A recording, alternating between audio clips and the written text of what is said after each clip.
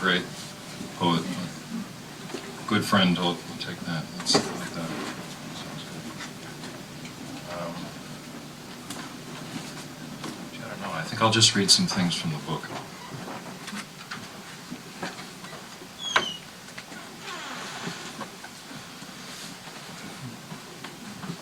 To keep this close.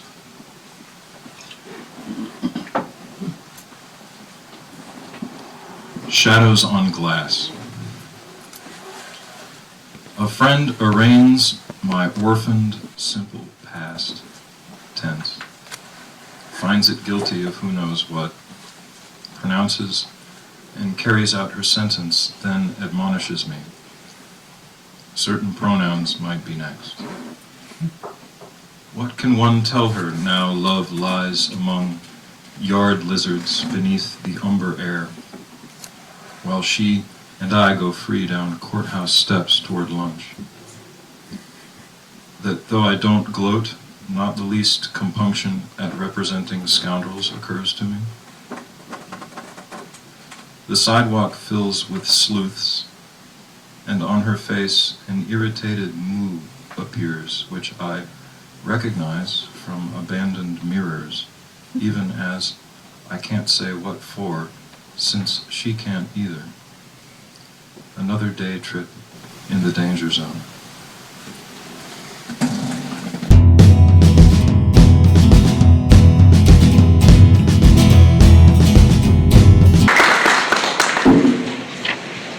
Everyone can hear me, right? Okay, thank you for coming. I guess it started raining, so you're in a safe house right now. I'm going to read from my most recent two books and then from the manuscript that will be published in 2013 or 14 that I just won the NE.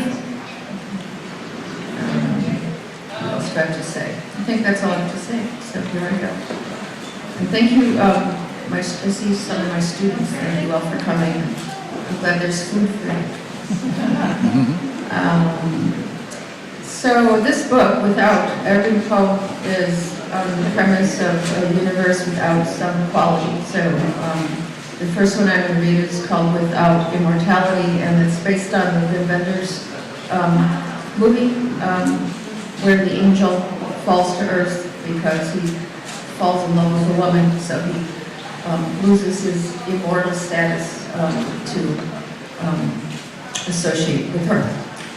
Without immortality, Wender's angels smile in the belfry, gaze at time and meaning's pose. Twisting on a rope of air, she leads to love if love is falling. I'll lose my wings for you, he says, muted sound but words below. And now he falls and loves the crash. Dirt never smelled so sweet. This one is a poem that is myself thinking about all the poems I haven't written, about all the people who disappeared from the world or my own life, called Without Sympathy. So it's my general apology poem. Who was I in my presumptuous smallness to ignore the many dead whose hands reached as mine, pale and asking, rich and figured, under their loads of lighter dark, their liquid stones of small intoxications, their butterfly brewing, their salt mining, their dark corners where words told them to go here and then there, to take up toils and lay them down, and curl around someone they loved or sometimes only liked. They did everything wrong, their hatreds were petty, they broke plates, their stories are not mine, their photos my strangers, whose eyes are bluer than a filament of gaslight, who intends no harm.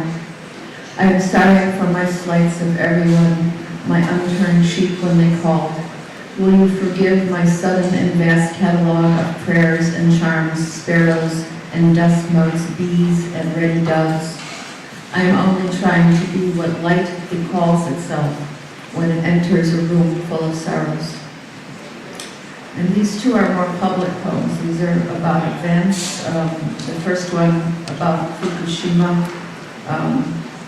unfortunately. And the second one also, unfortunately, about another unpleasant event.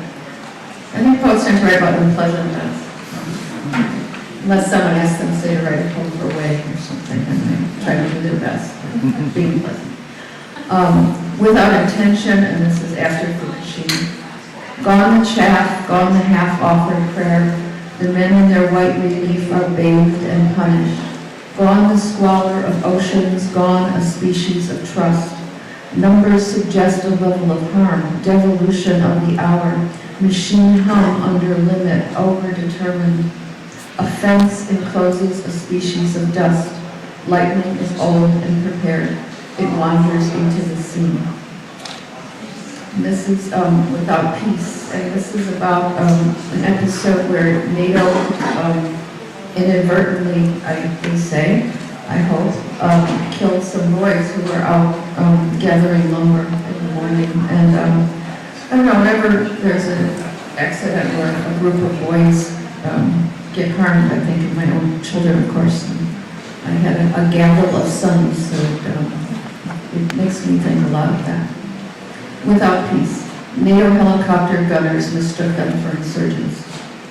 An attack is launched, incapable of art.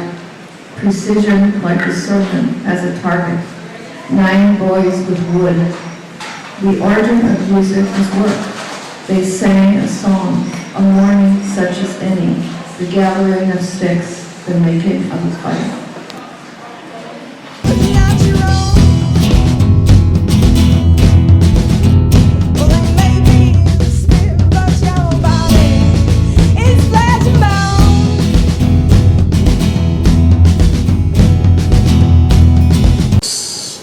Kaleidoscopic omniscience.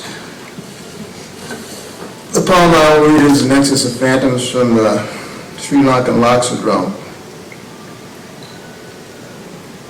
In a lower key cave, motions exist of disintegrated swans in a translocated lake, brimming with harvested poisons sealed by corruptive postmortems.